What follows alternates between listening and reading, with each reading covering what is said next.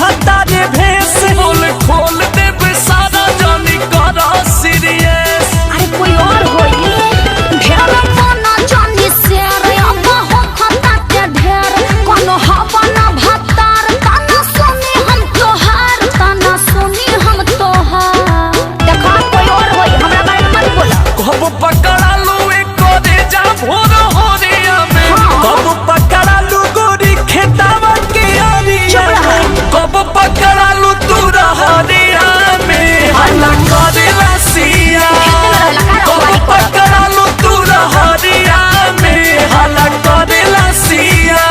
चुप रह झूठा मत कर। आदिशक्ति फिल्म्स।